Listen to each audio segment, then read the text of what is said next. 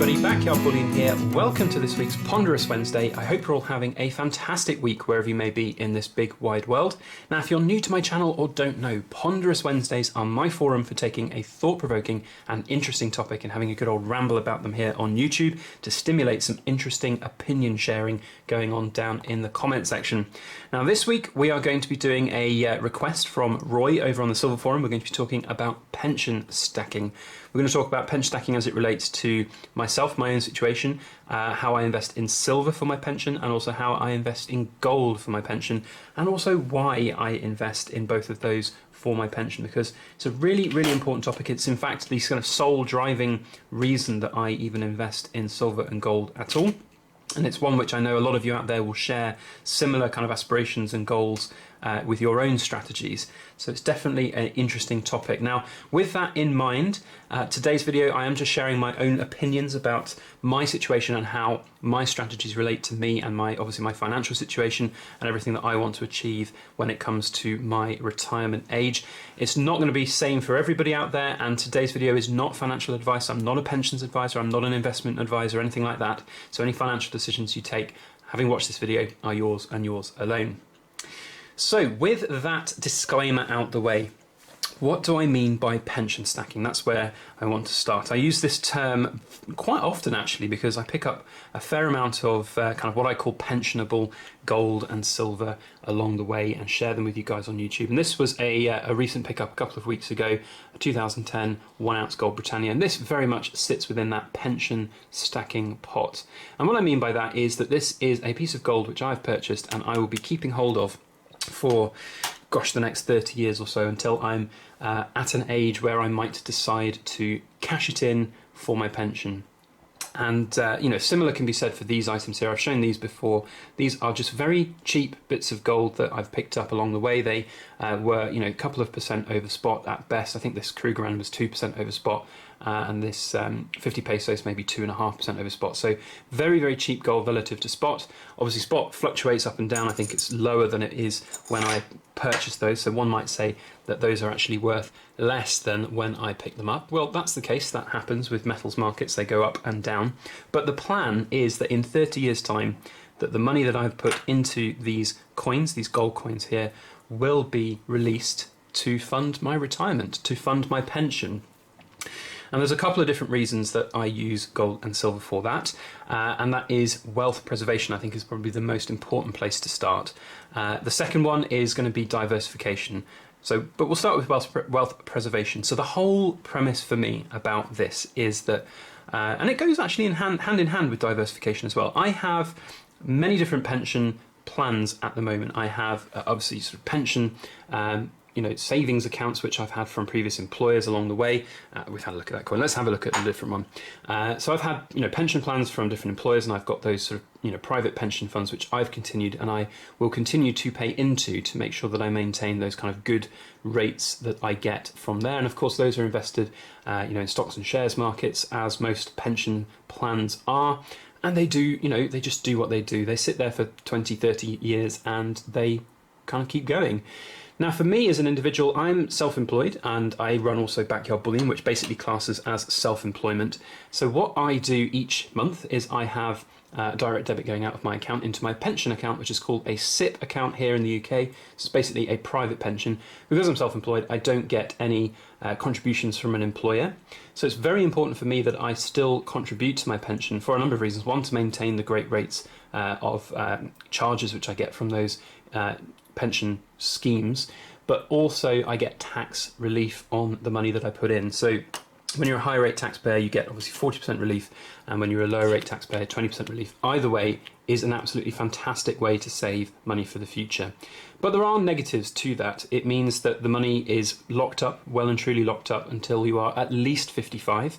It is obviously then locked up in those kind of pension schemes, whether you're going to be investing in stocks and shares, or if you're not wanting to be that risky, you can just have it sitting in sort of low interest yielding bonds and things like that, or low risk funds and things like that. So you know, it's locked up. You can't do anything with it. Pretty much the only way that you can get money out of a pension plan like that is if you obviously hit 55 or older, or you are diagnosed with a sort of terminal illness before you reach that age. So obviously it's not great to be able to do that. So what I do to sort of mitigate that, obviously I have those kind of going in every month, and I have sort of targets which I want to hit each year for how much I'm putting away in that respect. But then on the other side of things, I want a slightly more liquid kind of pensionable asset, and that's where gold comes in. It is very, very liquid. We've seen this time and time again proved, and there was, as I said a couple of weeks ago on the forum, a very, very interesting sales thread where Silver Forum members sold close to £7,500 worth of gold in a few hours. It's very, very liquid, easily done. So if I needed to access the funds from what I'm stacking here for that sort of 30-year time future, then I can just sell that gold. I can take it down to a bullion exchange. I can send it off to one of the bullion dealers here in the UK, or I can try and sell it online on the forum through social media. It's very likely that I'll get spot price at very worst for it. Some of these, obviously like the Oriental Border Britannia, this is a little bit more of a numismatic coin. And I'm going to talk a little bit about numismatics in a second when I get to also talking about all of this nice silver on the table, because obviously this is not just worth its weight in gold, it's worth obviously its kind of premium above that based on its design. So that's kind of the basic premise. It's all about having that kind of liquefiable, and I don't mean meltable for backyard bullion, but liquefiable assets that one can get out quicker, but also at the same time it preserves the buying power of the currency that I have at the moment. So here's a little sort of secret for you guys. I write on the back of each capsule where I've bought the coin, when I bought the coin, and how much I paid for a coin. So that's one of the ways that I keep. Obviously I've got a big tracking spreadsheet as well, but I just so if I pick something out of the box I can know what I paid for something at the time. So the idea is that the £1,008.34 that I've put into this 1 ounce gold coin, which I bought in May 2017, this will hopefully, when I get to 30 years old, be worth, I don't know, let's call it £3,000. Let's say gold has gone up to £3,000 an ounce. Sell this. Let's just ignore the fact that this might have some numismatic value as a Britannia, as a 2017 30-year-old Britannia.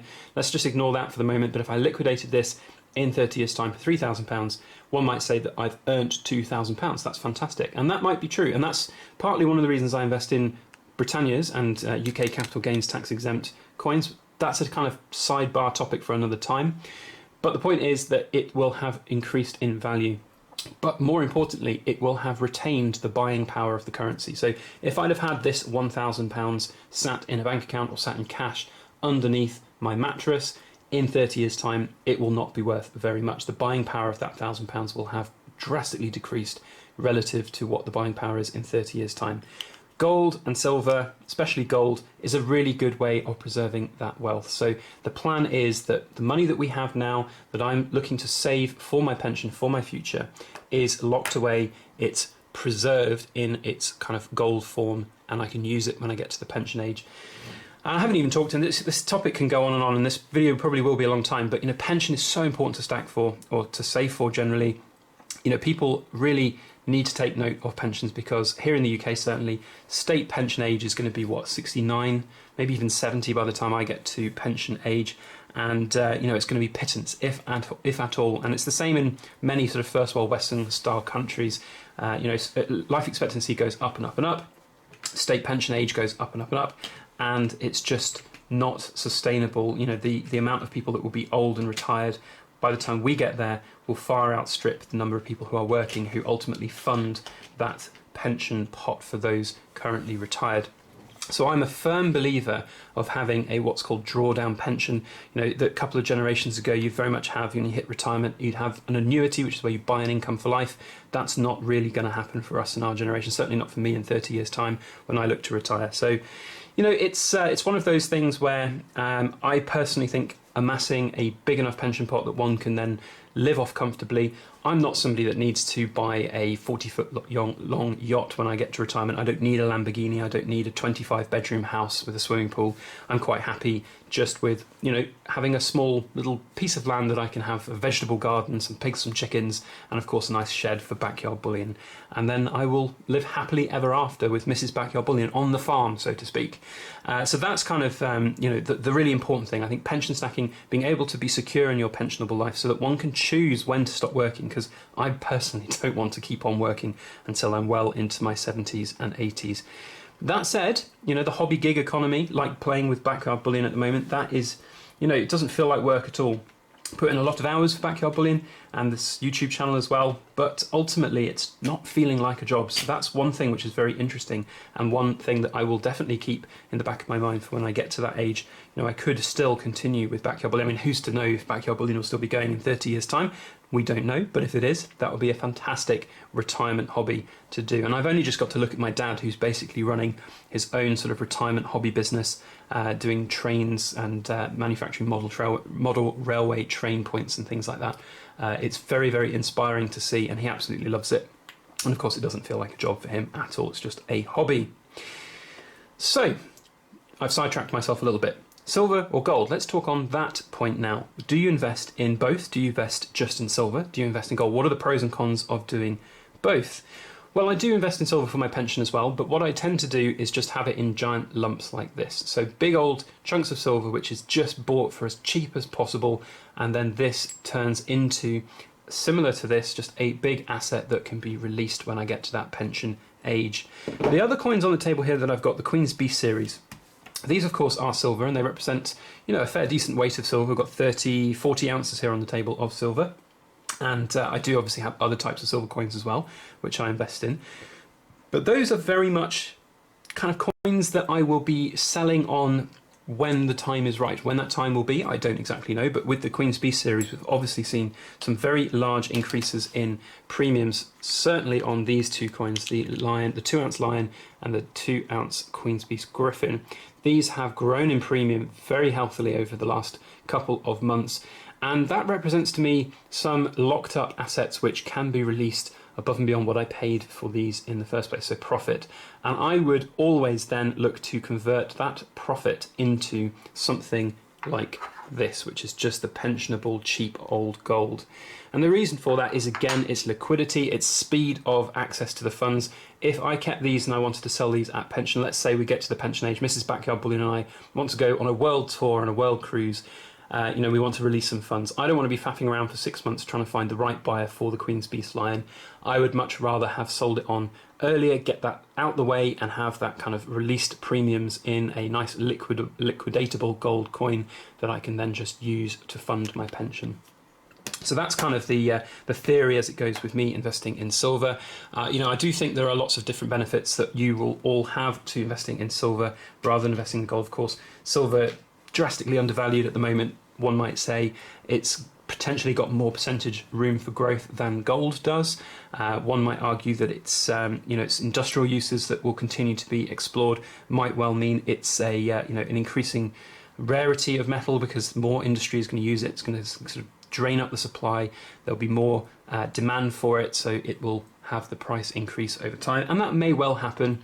But ultimately, I still view gold as that longer term preservation of wealth. Of course, as well, there's the element of, you know, you can lock up more wealth per weight than you can with gold with silver. So, you know, 40 ounces of silver plus this kilo. So there's like 75 ounces worth of silver on the table here. That's the equivalent of one of these gold coins. So, you know, you see all of this weight and you just think, well, you could have it locked away in just one coin rather than lots of silver. So there's lots of different factors at play here.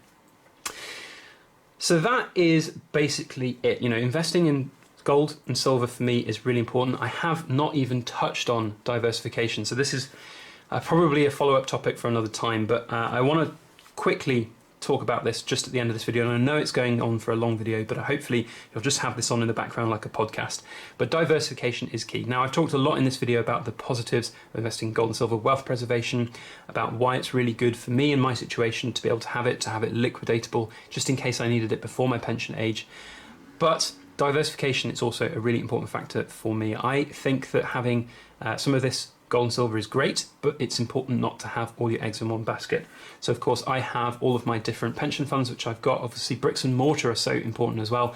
I would say before you even look to invest heavily in precious metals for your pension, that it's very important to be as debt-free as possible, whether that means being mortgage-free or as close to mortgage-free as you can get, or at least, you know, paying down more of your mortgage each month than perhaps you would be buying in silver and gold, because you'll be saving so much in interest payments over time. And as soon as you get to that point where you're mortgage free, of course, you can then start to catch up with your stacking. So I think, you know, diversification is key. As to what percentage, I actually get asked that question a lot more than you might think. How much gold and silver should one be buying, relative to one's whole saving pot? And I think it's going to be very different for everybody, all told. It's not really something that I think I can give advice on. I really don't think that me saying a number right now is a good idea. I think that it's going to be down to each individual's kind of risk assessment of how you feel things will go for you in your pension and your other investments, and also what you want to achieve with your stack. But all I would say is that it should be a smaller part than perhaps all of your other parts. It's really important not to put all your eggs in one basket. And of course, gold and silver is a volatile investment. Whilst it's a safe haven asset, in the short term, it can be quite volatile. So it's very important to be able to purchase your gold and silver when you can and hold it for a long time. So there we go. That is pretty much it. There's probably a whole host of things which I haven't even touched on, which I was planning to do today. So I might well do follow-up videos on this topic. If you would like to share any of your thoughts and opinions on it, please do so. I would encourage you to do so. And as I said at the start of the video, this is just my own opinions. It might not be the same as yours. I'm very open to hear everybody else's thoughts on this subject. One thing which I haven't actually mentioned is that whilst I'm stacking for 30 years time right now, there's a topic all about how fast you stack. So do you front load your stacking at the start of this kind of 30-year period to preserve more of your wealth for long term? What do you do when it gets to year 29? Do you keep stacking? And I, for one, will probably still be stacking gold in 30 years' time. So I'll have a gold stack, which I'll be using to draw down on and cash out some of that locked up wealth preservation.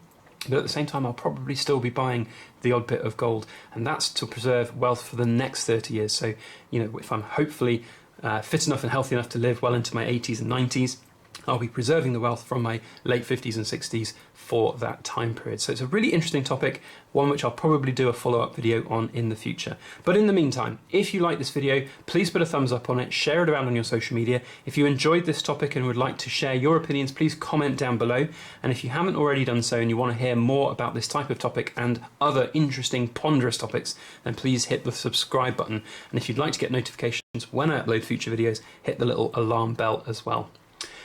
Otherwise, that is all I have to say. Thank you so much for sticking with me, listening to me ramble on for 17 minutes now. I hope you all have a fantastic week, and thank you so much for watching. Please make sure that you like, share, comment, and subscribe for more.